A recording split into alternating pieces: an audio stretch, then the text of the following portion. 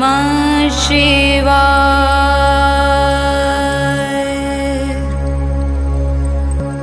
ॐ नमः शिवाय।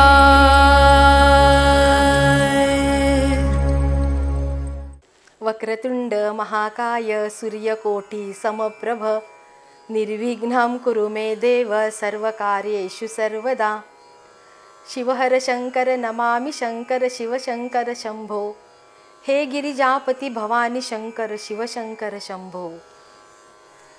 कहाणी गणपतीची। ऐका भगवान गणेशा तुमची कहाणी। निर्मळ मळे उदकांचे तळे, बेलाचा वृक्ष सुवर्णांची कमळे, विनायकांची देवळे रावळे, मनाचा गणेश मनी वसावा। हा वसा कधी घ्यावा? श्रावणाच्या चौथी घ्यावा। माघी चौथी संपूर्ण करावा। संपूर्णाला काय करावं? पशा पायलीचं पीठ कांडावं, 18 लाडू करावेत, 6 देवाला द्यावेत, 6 ब्राह्मणाला द्यावेत, 6चं सहकुटुंबी भोजन करावं।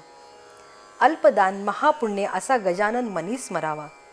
मनी पाविजे चिंतिले लाभिजे, मन कामना कार्यसिद्धी निर्विघ्न करिजे। ही 60 उत्तराची कहाणी 5 उत्तरी सुफळ संपूर्ण। कहाणी शुक्रवारची जरा जीवतीची।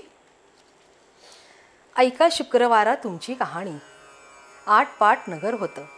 तिथं एक राजा होता। त्या राजाला मुलगा नव्हता। तेव्हा राणीनं काय केलं? एका सुईणीला बोलावून आणलं। अगं सुईणी, मला नाळवारी सुद्धा एक मुलगा गुपचूप आणून दे, मी तुला पुष्कळ द्रव्य देईन। सुईणीनं गोष्ट कबूल केली। ती त्या तपासावर राहिली। गावात एक गरीब ब्राह्मणाची बाई गर्भार राहिली।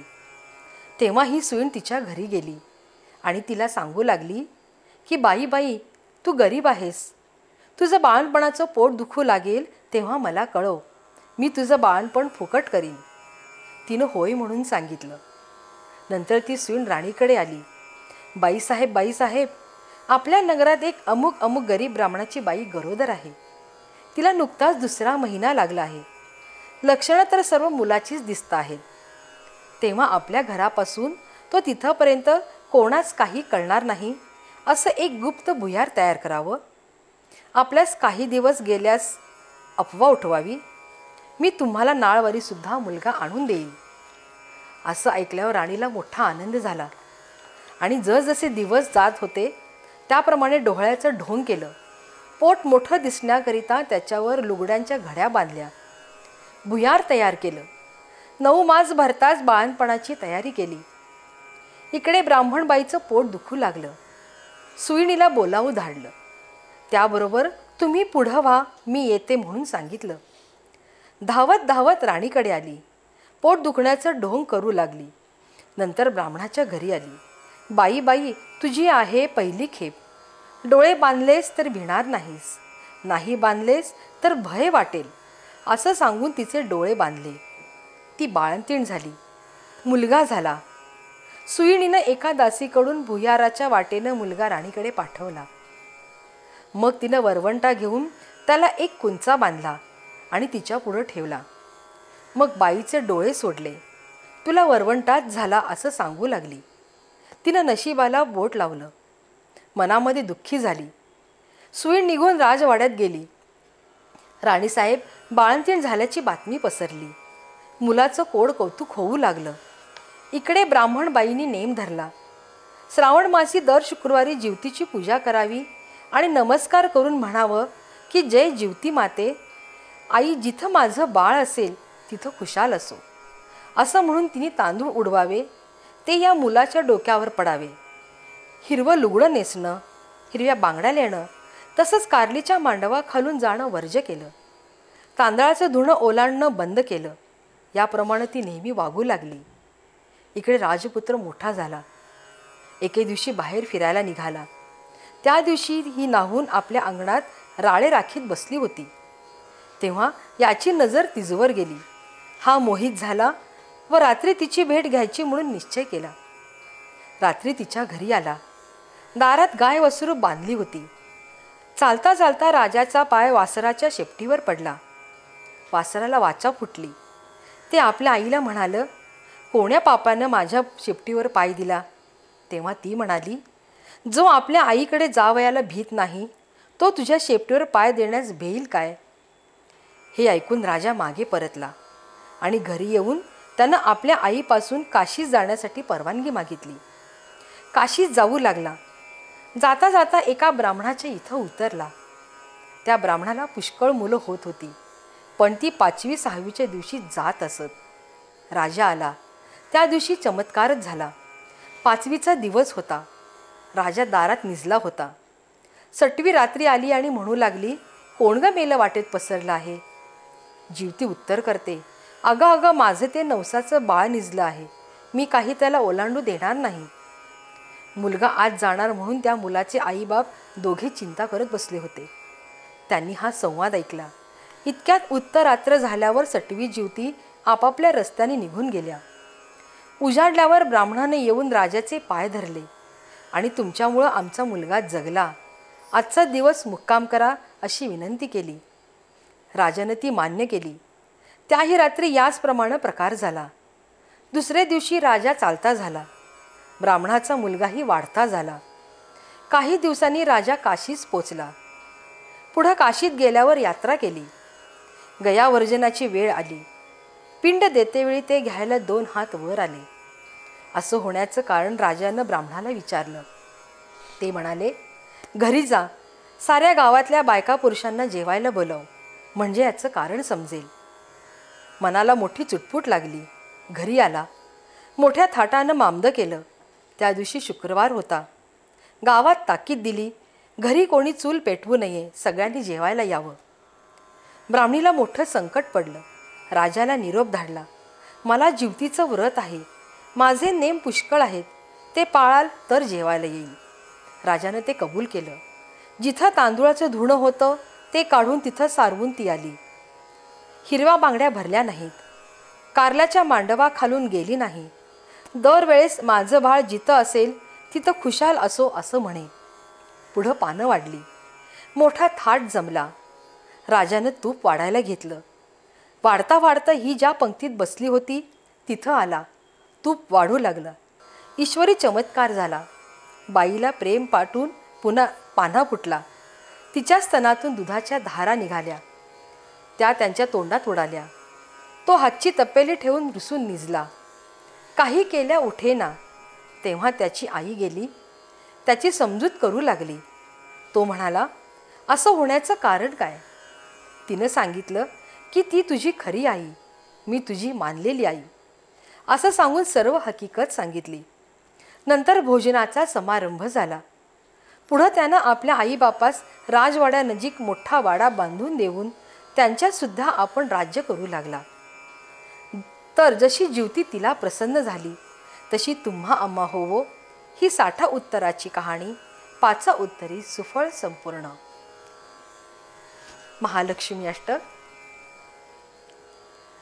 नमस्तेस्तु महामाये श्रीपीठे सुरपूजिते, शंखचक्र गदाहस्ते महालक्ष्मी नमोस्तुते.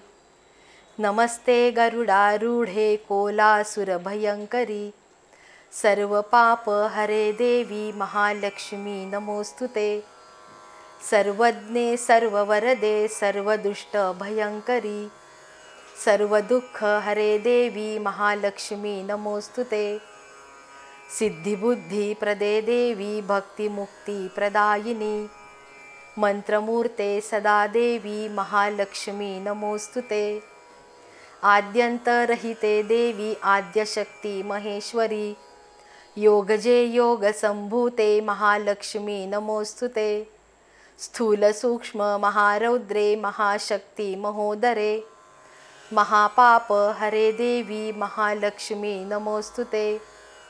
पद्मासनस्थिते देवी परब्रह्म स्वरूपिणी, परमेशी जगन्मातर महालक्ष्मी नमोस्तुते. श्वेतांबरधरे देवी नानालंकार भूषिते, जगत्स्थिते जगन्मातर महालक्ष्मी नमोस्तुते. महालक्ष्मी अष्टकस्तोत्रम य पठेत् भक्तिमान नरः सर्वसिद्धिमवाप्नोति राज्यं प्राप्नोति सर्वदा। एककाले पठे नित्यं महापापविनाशनं, द्विकालं य पठे नित्यं धनधान्यसमन्वितः, त्रिकालं य पठे नित्यं महाशत्रुविनाशनं, महालक्ष्मीर्भवे नित्यं प्रसन्ना वरदा शुभा। इतीन्द्रकृत श्री महालक्ष्मी अष्टकस्तव संपूर्णम्।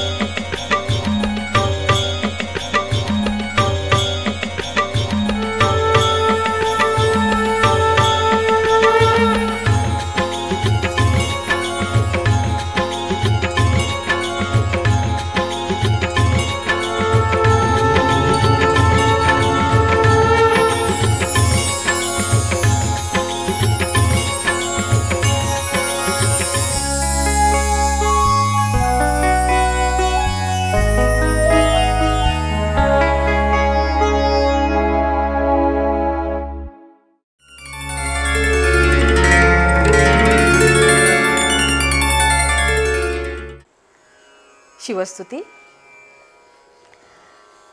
कैलासराणा शिवचंद्रमौळी, फणींद्रमाथा मुकुटी झळाळी, कारुण्य सिंधू भवदुःखहारी, तुझ वीण शंभो मज कोण तारी। रवींदुदावा नलपूर्ण भाळी, स्वतेज नेत्री तिमिरांध जाळी, ब्रह्मांडधीशा मदनांतकारी, तुझ वीण शंभो मज कोण तारी। जटा विभूती उटी चंदनाची, कपालमाला प्रीतगौतमीची, पंचानना विश्वनिवांतकारी, तुझ वीण शंभो मज कोण तारी।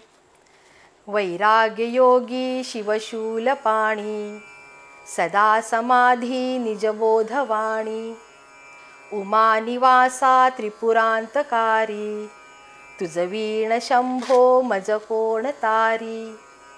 उदारमेरू पतिशैलजेचा, श्री विश्वनाथ म्हणती सुरांचा, दयानिधी जो गजचर्मधारी, तुझ वीण शंभो मज कोण तारी। ब्रह्मादिवंदी अमरादिनाथ, भुजंगमाला धरी सोमकांत, गंगाशिरी दोष महाविदारी, तुझ वीण शंभो मज कोण तारी। कर्पूर गौरी गिरिजा विराजे, हळाहळे कंठ निळाची साजे, दारिद्र्य दुःखे स्मरणे निवारी, तुझ वीण शंभो मज कोण तारी। श्मशान क्रीडा करिता सुखावे, तो देव चूडामणी कोण आहे, उदास मूर्ती जटा भस्मधारी, तुझ वीण शंभो मज कोण तारी। भूताधिनाथ अरियंतकाचा, तो स्वामी माझा ध्वज शांभवाचा, राजा महेश बहुबाहुधारी, तुझ वीण शंभो मज कोण तारी। नंदी हराचा हरनंदिकेश, श्री विश्वनाथ म्हणती सुरेश, सदाशिव व्यापकतापहारी, तुझ वीण शंभो मज कोण तारी। भयानक भीम विक्राळ नग्न, लीला विनोदे करी काम भग्न, तो रुद्र विश्वंभर दक्ष भारी, तुझ वीण शंभो मज कोण तारी। इच्छाहराची जग हे विशाळ, पाळी रचितो हरिब्रह्म गोळ, उमापती भैरव विघ्नहारी, तुझ वीण शंभो मज कोण तारी. भागीरथी तीर सदा पवित्र, जेथे असे तारक ब्रह्ममंत्र. विश्वेश विश्वंभर त्रिनेत्रधारी, तुझ वीण शंभो मज कोण तारी. प्रयागवेणी सकळाहराच्या, पदारविंदी वाहती हरीच्या. मंदाकिनी मंगल मोक्षकारी, तुझ वीण शंभो मज कोण तारी. कीर्ती हराची स्तुती बोलवेना, कैवल्यदाता मनुजा कळेना. एकाग्रनाथ विष अंगीकारी, तुझ वीण शंभो मज कोण तारी. सर्वांतरी व्यापक जो नियंता, तो प्राणलिंगा जवळी महंता. अंकी उमाते गिरिरूपधारी, तुझ वीण शंभो मज कोण तारी. सदा तपस्वी असे कामधेनू, सदा सतेज शशिकोटी भानू. गौरीपती जो सदा भस्मधारी, तुझ वीण शंभो मज कोण तारी. कर्पूर गौर स्मरल्या विसावा, चिंता हरी जो भजका सदैवा. अंती स्वहित सूचना विचारी, तुझ वीण शंभो मज कोण तारी. विराम काळी विकळे शरीर, उदास चित्ती न धरीच धीर. चिंतामणी चिंतने चित्तहारी, तुझ वीण शंभो मज कोण तारी. सुखावसाने सकळे सुखाची, दुःखावसाने टळती जगाची. देहावसाने धरणी थरारी, तुझ वीण शंभो मज कोण तारी. अनुहत शब्द गगनी न माय, त्याचे निनादे भवशून्य होय. कथा निजांगे करुणा कुमारी, तुझ वीण शंभो मज कोण तारी.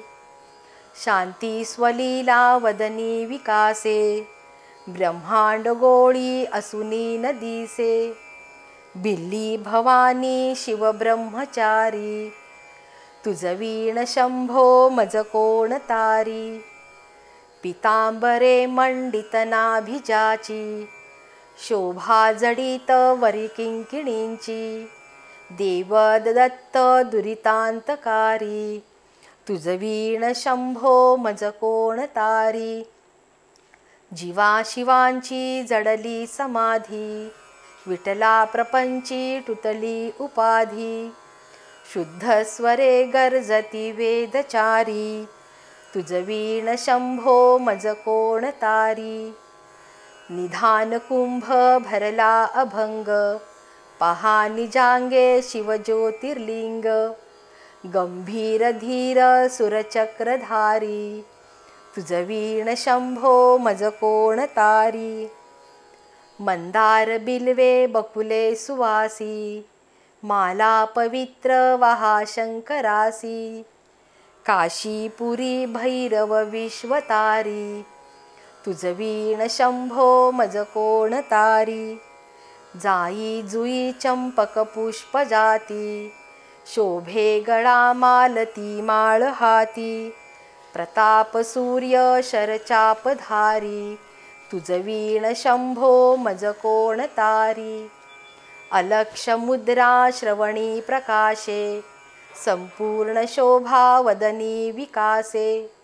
नेई सुपंथे भव पैल तीरी, तुझ वीण शंभो मज कोण तारी.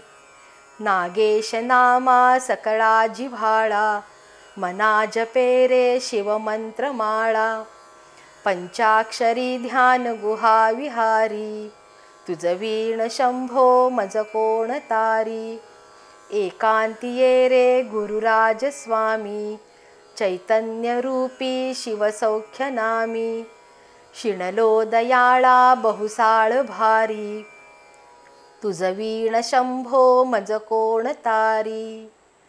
शास्त्राभ्यास नको, श्रुती पडू नको, तीर्थासी जाऊ नको, योगाभ्यास नको, व्रते मख नको, तीव्रे तपे ती नको, काळाचे भय मानसी धरू नको, दृष्टांश शंकू नको, ज्याची या स्मरणे पतित तरती, तो शंभू सोडू नको.